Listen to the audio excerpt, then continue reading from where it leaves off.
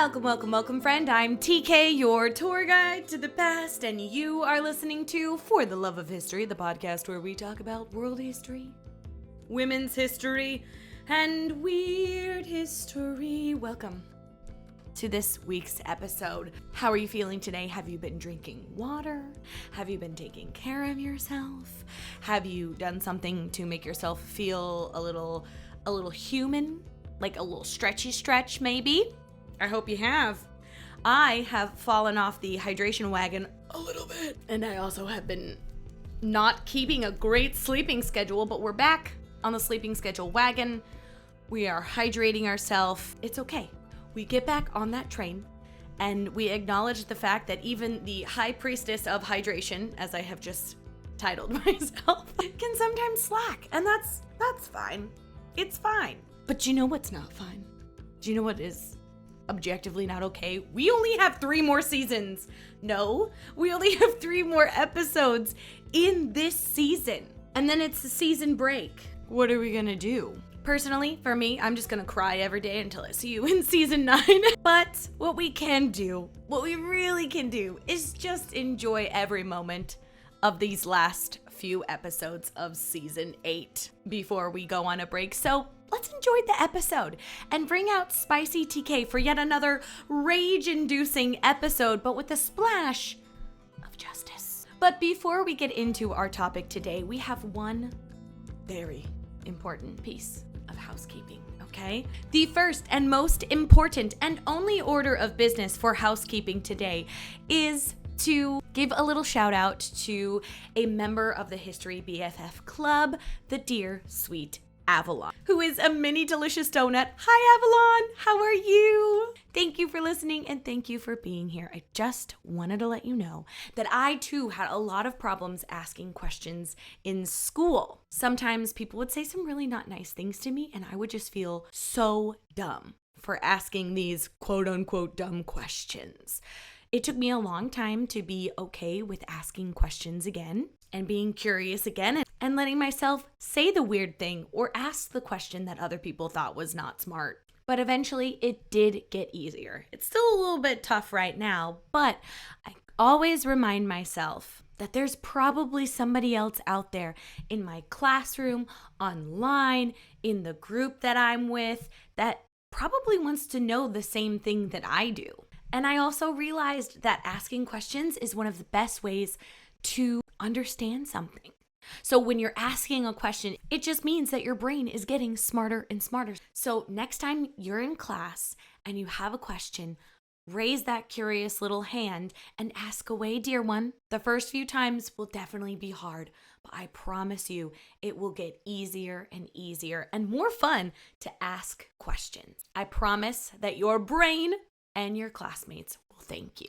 So remember, dear Avalon, the only dumb question is the one that we don't ask, kiddo. So I hope you stay curious, and I'm sending you all the love and hydration through the power of the internet. And with that, it is time to hop into our time machine and travel to the 1900s, where we are going to meet the women and girls of the Mexican Civil War. So grab your drink and a snack, or settle into the dishes, or your commute to work, wherever you are, and let's get to it.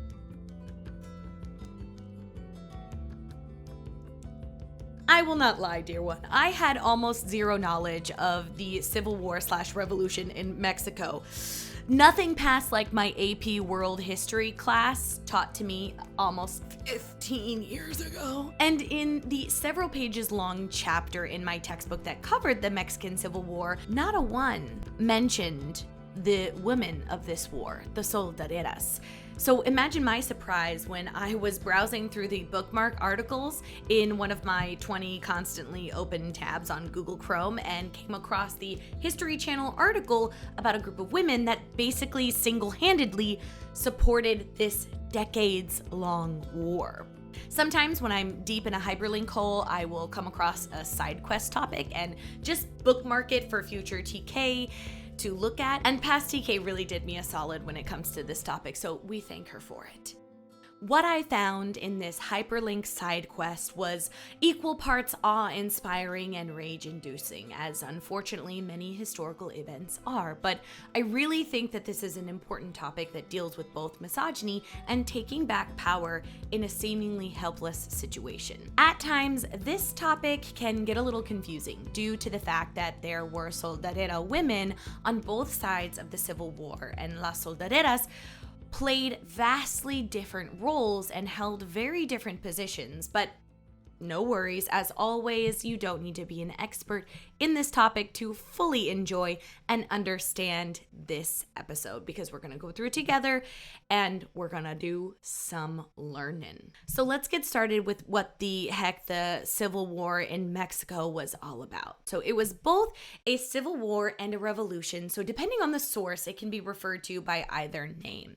My explanation will be super brief, and if you'd like to know more, there is, of course, resources in the show notes. So in the late early 1900s, Mexico was run by this dude named Porfirio Diaz, and he was super into industrialization and getting foreign powers to invest in Mexican industry and infrastructure. Mr. Diaz basically said, come on in, guys, I'll give you lots of tax deals and stuff will be great, and you can give us money and it'll be wonderful. America was like, okay, this sounds great. Let me build a bunch of stuff. You also give me a bunch of money and a bunch of other perks for helping you do this. And together, Mexico and America made a bunch of money, which is awesome. Love it. Economy's growing, flourishing, capitalism. Everything was awesome. It was great.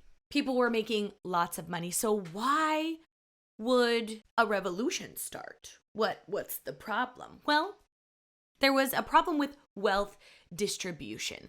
So the top 1% of the population, basically, the government officials and the military people in power, were the only ones getting any of the money. And then all of the people below that were not receiving any of the financial benefit, even though Mexico was making a whole ton of money. The rich had hopped on the exploitation train, and it was fully leaving the station. However, the big no-no inciting incident came when the political and military elites who were making all of the money decided to buy up the ancestral lands of the indigenous farming communities who had lived on that land for countless generations. Hence the word indigenous. Okay. This created a situation where these farmers and families were now working for next to nothing on the land that they used to own, making the new landowners, called hacendados, very, very, very wealthy, and the farmers were becoming poorer and poorer. Of course, people started to get angry and began protesting, and Diaz started murdering people who opposed him, which is like rule number 1 in the great big book of how to not start a war. But Diaz had a death wish, I guess, because he kept on murdering and kept on taking lands of indigenous people. And eventually, you push people far enough, they're gonna revolt. And that's exactly what happened. Now, there are a lot of players in the Mexican Revolution, lots of leaders, but essentially, for our purposes today, all we need to know is that there is the federal government, that side, mostly the rich people of society that were reaping the benefits of foreign money, and the indigenous people of Mexico alongside the people who were not getting any of the money. Tensions rose and things came to a boiling point on November 20th, 1910, when the revolutionaries took up arms and began fighting to overthrow Diaz. The men all grabbed their guns, hopped on their horses, and rode off into the sunset to fight, just like in the movies. And if this was a movie, that's how the rest of the war would go. Brave men on horseback and on foot fighting day in and day out with very macho dialogue and battle scenes. Maybe a map would be thrown on the table and all of these mustachioed or bearded men would be around the table pushing little things around to represent troops, and they'd be doing all their strategy stuff. Then there would be daring scenes and bromances and all of these very heroic war deeds, which is all grand. for the movies. But what the movies don't show are the in-between parts. The gathering food, the preparing the food. Maybe they show the eating food, but they definitely do not show the washing of the clothes, the moving of the camps, or the 10 million daily things that need to happen to keep an army fed, clothed, and going. This is where our first group of las soldaderas come in. The word soldadera is now synonymous with woman soldier, but the original meaning comes from the word soldada, or soldier's pay, because the men would give their wages to these women to pay for food, meal preparation, clothes, cleaning, and other services that they would provide. The rebel armies were woefully unequipped to provide for an army. There was no food distributors or people in charge of giving soldiers rations or just food in general, let alone sleeping accommodations or medical treatment. All of these jobs fell to their wives, their mothers, their sisters, and their girlfriends. And they weren't just on the rebel side. Soldaderas could be found on the side of the Federalists as well, but in smaller numbers. The role of these women and women like them from the Greek Wars to modern time are far too often forgotten or minimized. But without them, there is no way that armies, small or large, would be able to move quickly, stay fed, and stay relatively healthy. These soldadera women, sometimes pregnant, more often than not with their children in tow, would source food, which meant going out, sometimes in the desert, for hours to forage, then cook that food, clean the camps, wash bloody clothes, be impromptu nurses and doctors and healers and morale keepers. Then after all that, they would pack up the camps, unpack the camps, carry all the supplies, often going before the soldiers to set up camp.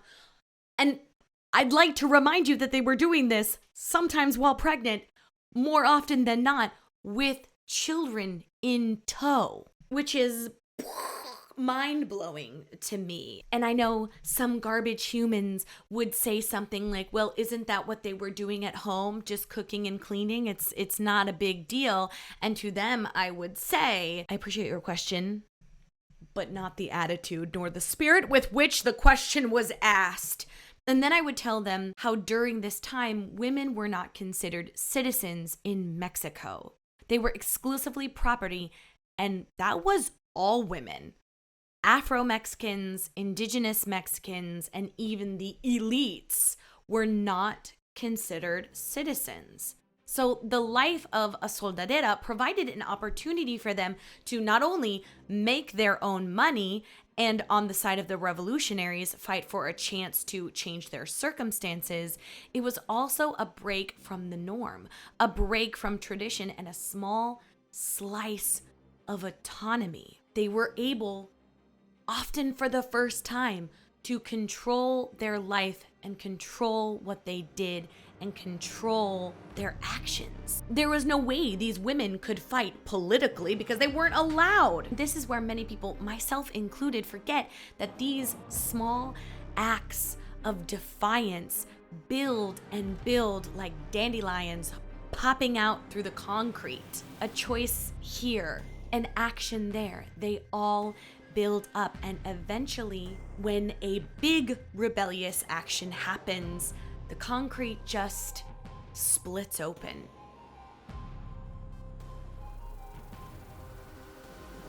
War times create this very unique bubble of feminism out of necessity that I find fascinating. In World War I, women took to traditionally male, air quote, positions in unprecedented numbers to keep up the war effort at home. And in World War II, the iconic Rosie the Riveter was created to promote the same idea. Rosie may be the most iconic symbol of this phenomenon, but she is by no means alone.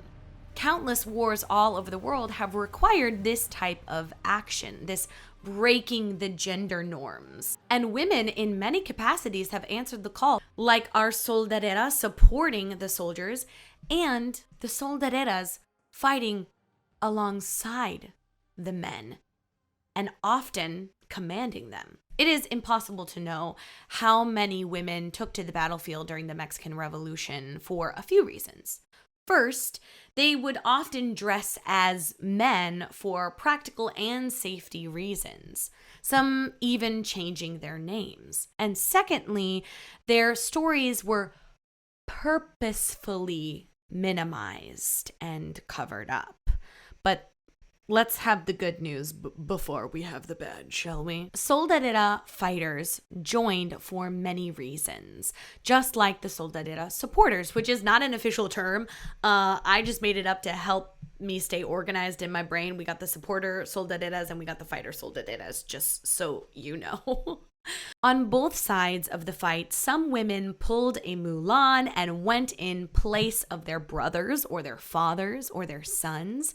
Others joined in hope that they could fight for their right to be considered citizens. And others sought revenge for fallen family members. And even though we will never know the exact number, they must have come out in Valkyrie-like droves, because even the New York Times reported on these women fighters in their November 3rd, 1913 issue, reporting on 3 individual Soldadera fighters and 500 Soldadera supporters. 500. Crazy. And I'm going to read part of that article right now to you this moment. When less than a month ago, the federal army of General Mas occupied the Constitucionalist provincial capital at Piedras Negras, Soldaderas played an important part in the bloodless capture. A small group of them pitched their tents on the overlooking hills 2 days before the soldiers arrived.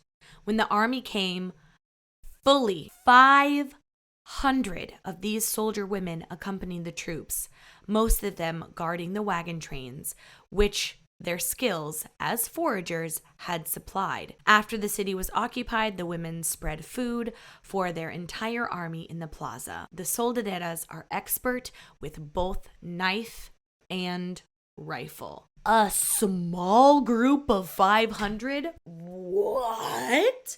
If 500 is small, what's a big group? What would a big group of soldaderas be?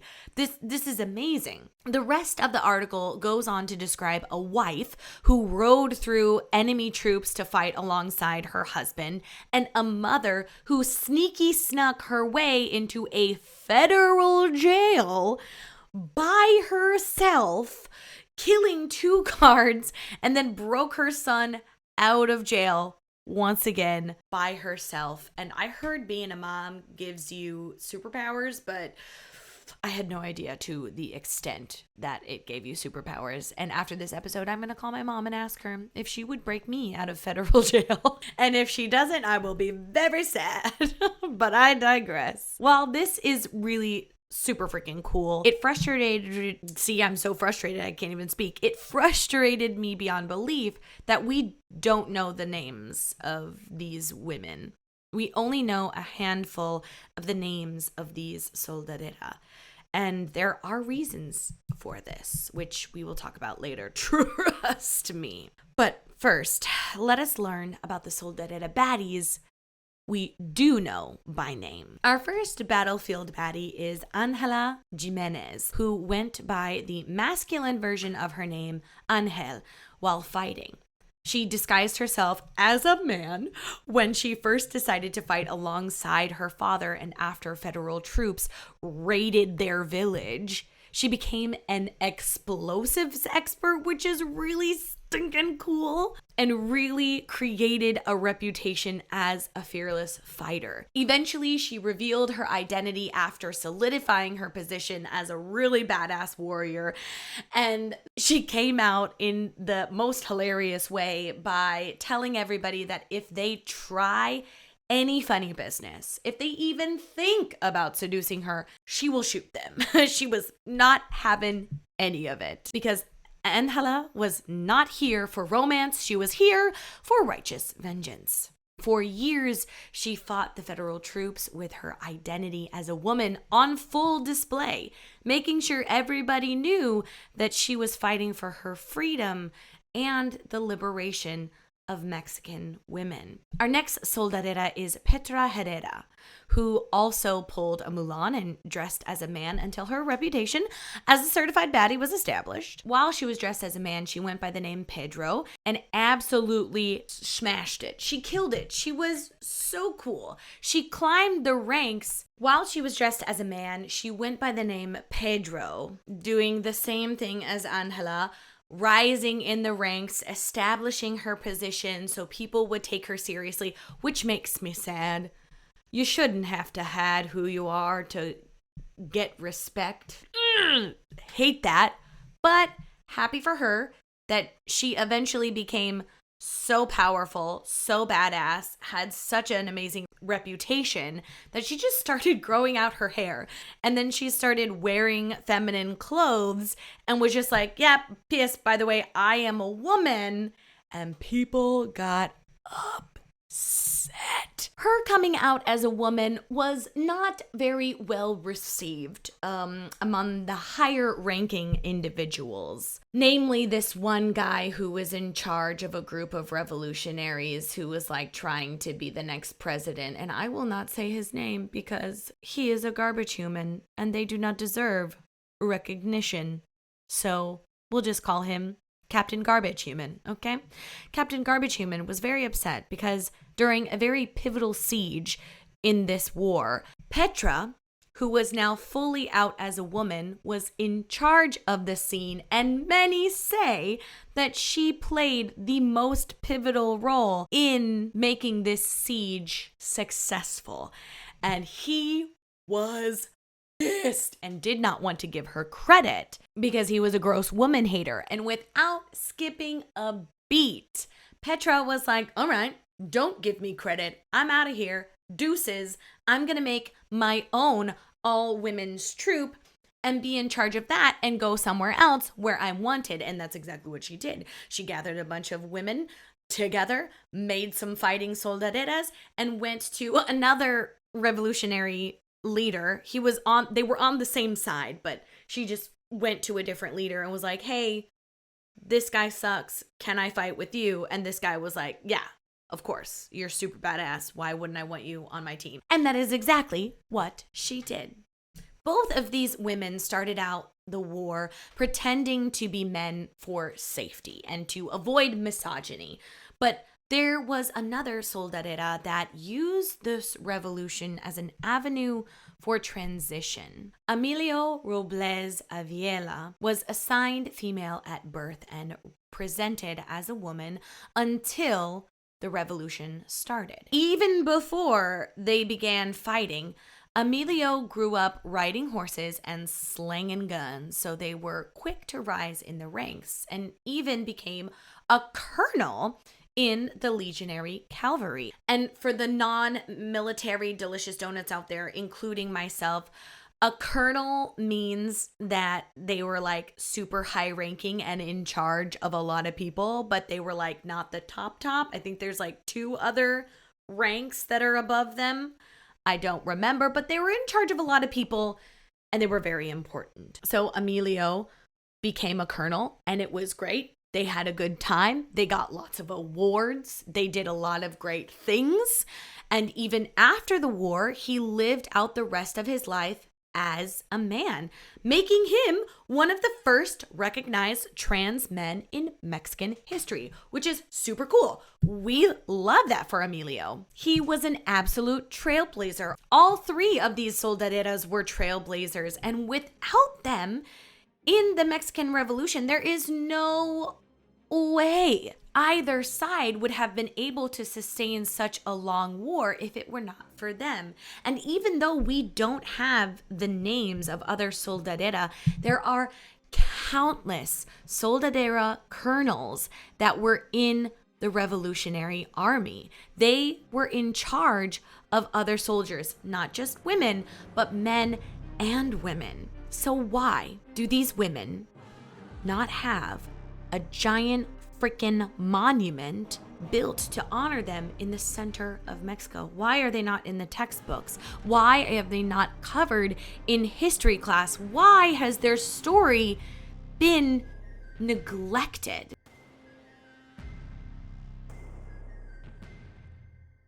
My textbook contained very cool pictures of revolutionary fighters with incredible handlebar mustaches. Just incredible. They had their bullet belt thingies across their chest, and they had neat hats, and they looked really cool. And that badassery translates into many westerns that I watched or was forced to watch with History Dad on the weekends. They were rough, they were tumble, they were rebel fighters of the Mexican Revolution. But when their lady comrades came on screen, they lacked that rugged, war-worn feel. They looked like they had just stepped out of a salon and then stumbled into video game bikini honor with a Western mod. They had ripped blouses, red lips, and they were dripping with promiscuity. That is how the Soldadera have been honored in media, from movies to music and much more. And this is not accidental. It wasn't gradual. It was purposeful and planned. Even before the war was over, corridor war ballads were being created about Soldadera. And ballads might not sound like that big of a deal, but these corridors were songs that immortalized the stories and would relay information and histories about important figures and events. They were oral histories. Tunes are catchy. They stay in people's brains. So even though they're just songs, they create realities. One incredibly fearsome and famous soldadera, Valentina Ramirez, inspired the corridor La Valentina. And in this song, not once, not a single frickin' time, does this song mention a single one of her many battlefield accomplishments. The dude who wrote the song just talks about how much he wants to get with her because she's so hot. That's it. So now this memory, this collective memory that has been created about Valentina is about how hot she is and not about all of the cool things that she did. And more people know this Valentina lady, super sexy. Not this Valentina lady, she led a bunch of people into battle and just like killed it on the battlefield, which sucks. It sucks so hard. And maybe you're thinking, TK, calm down, first of all. It's just one song. Maybe it was a mistake.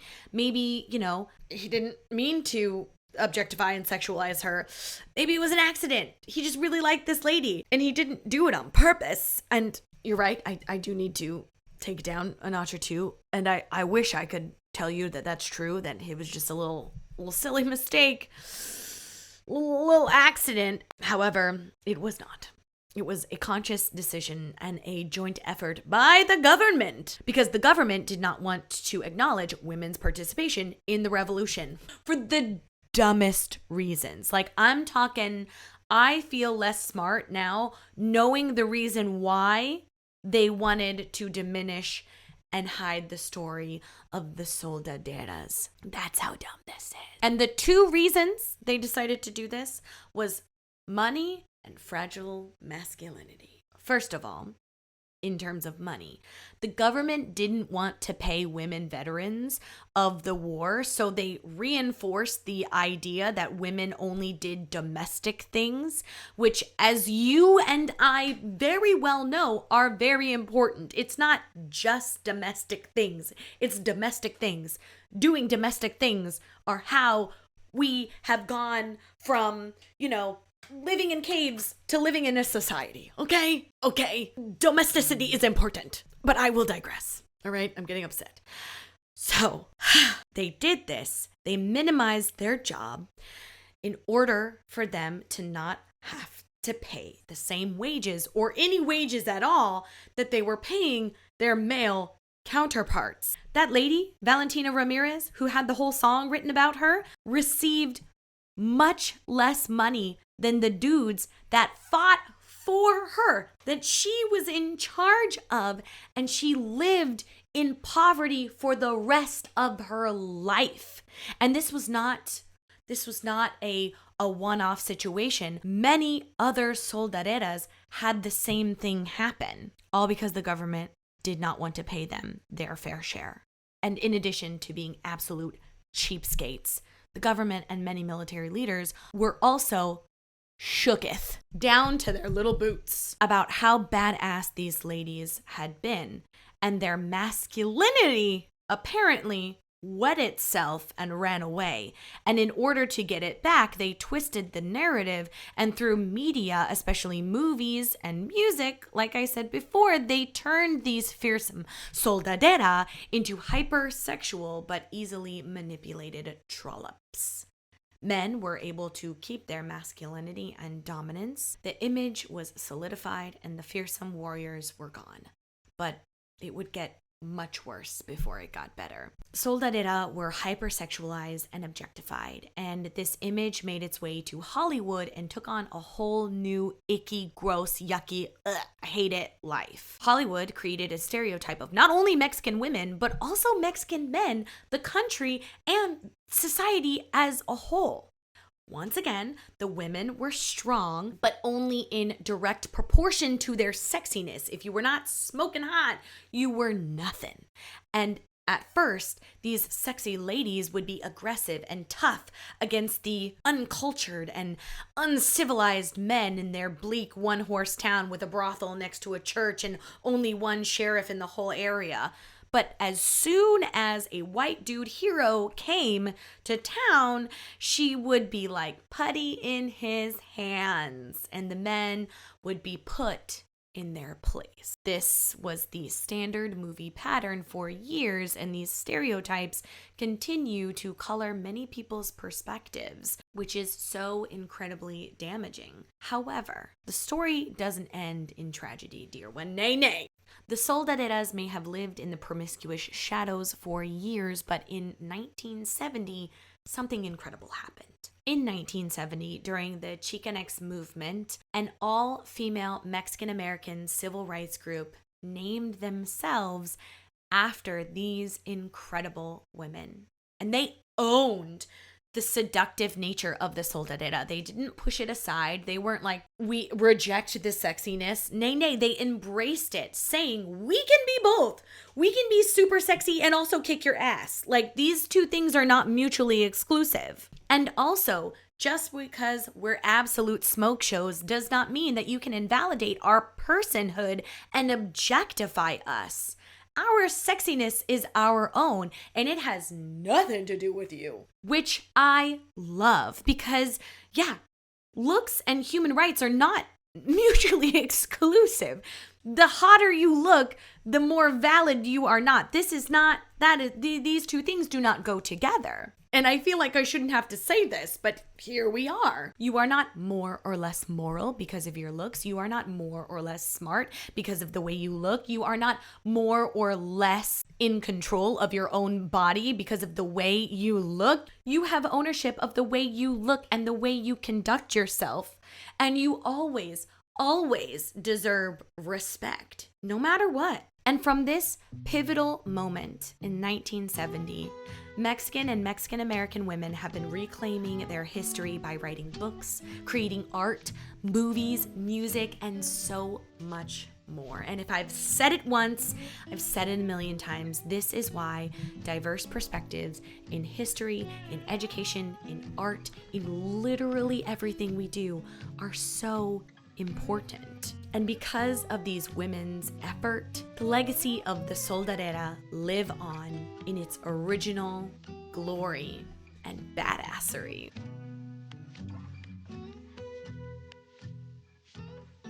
Well, dear one, we have come to our final thought. And our final thought for today is a bunch of book recommendations for this topic. So I've got 3. So I don't know if that is considered a bunch. How many is in a bunch? Is it 5? It feels like 5. So I guess I have 3. I have 3 recommendations for you to further your journey, your learning journey with this topic. So we've got the book Las Soldaderas, Women of the Mexican Revolution by Elena Poniatowska. Then we have Soldaderas in the Mexican Military, Myth and History by Elizabeth Salas. And finally, we've got Revolutionary Women of Texas and Mexico, Portraits of Soldaderas, Saints and Subversives. And this is like a collection of different pieces into one book. So there's like a bunch of different authors. And this one is really cool. I like that one a lot. And then now finally, so I guess I have 4, so we're one closer to a bunch. And this is the book that I used the most in researching this episode. So it's called Mexico's Nobodies, The Cultural Legacy of the Soldadera and Afro-Mexican Women by Christine Ark. And there's also a really awesome talk that she gives about writing this book, and I will put that in the show notes as well. These books are absolutely wonderful. I highly recommend them, and you can get them probably through your library. And if you can't, request it from your library and continue your learning journey, dear one. Happy reading! Well, my delicious little donut, that is all she wrote. Thank you for joining me in this episode today. We gotta soak up every minute of our History BFF time that we possibly can before the end of this episode. Nope, the end of this season. If you did enjoy soaking up the For the Love of History love with me, and you think other people would enjoy this, consider sending this or any episode to your friend or your enemy. And, you know, if there is a garbage human in your life that you think needs conversion, send them this episode and, you know, let them be converted into a history lover and a little bit less of a garbage human. You can also support the podcast by leaving a rating or review. We're working on our 200 reviews goal, and as of recording this episode, we've got, I think, 148. So that's really cool. I would love to have 200 by the end of the year, or by the end of season 9. That would be most ideal. But, you know, keeping our goals realistic. And you know what? If we do reach 200 reviews, I would love to do a bonus episode to celebrate. That would be wonderful. We could do a little bonus episode. It'll be so great. And finally, another way that you can support the podcast is through Patreon. Patreon members are the ones who keep the lights on here at For the Love of History. And by supporting For the Love of History, you get bonus content, which is super duper cool. So come on over there, join us. And also, August is coming soon, okay? And you know that in Japan, August is spoopy season. So if you need some yokai gear, you can head on over to the merch store and get yourself some incredible yokai merch so that you're ready for the spooky season, okay? And then we can be spoopies together. And I love twinning. It's like my favorite thing in the whole world. So with that, I hope that you have an absolutely fantastic rest of your day, your night, your whatever. Enjoy the week. Go outside. Do something that makes you happy. Touch some grass. Hug an animal. But like a domesticated animal, not just a squirrel or something. I don't want you to get rabies. Drink your water. Let's take a little sippy sip together. The Hydration High Priestess is here once again. We're back. And with that, I will say adieu. And I will see you next week when we have a special guest interview. It's our last one of the season, and I'm very excited about it. So I'm just stalling now because I don't want to leave you. But you've got things to do. I've got things to do. I gotta edit this episode. So I guess I gotta say goodbye, and I love you, and I will see you next week. Okay, see you later. Love you. Bye. Nope. Y'all ready for this?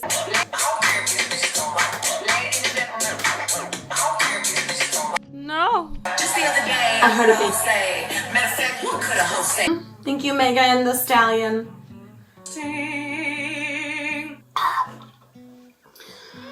Alright. The lighting is great, except for the ring light. I think it's fine though. This eyeshadow though, I had to redo it. I was wearing blue eyeshadow and I realized that I was bringing the 80s back a little bit too much. I was bringing the 80s back a little bit too much. Okay.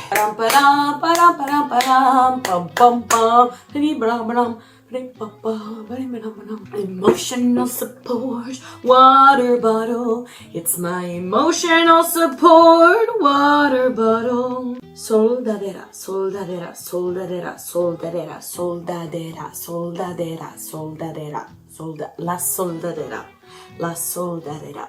Okay. Come on, middle school Spanish. Don't fail me now. My middle school teacher.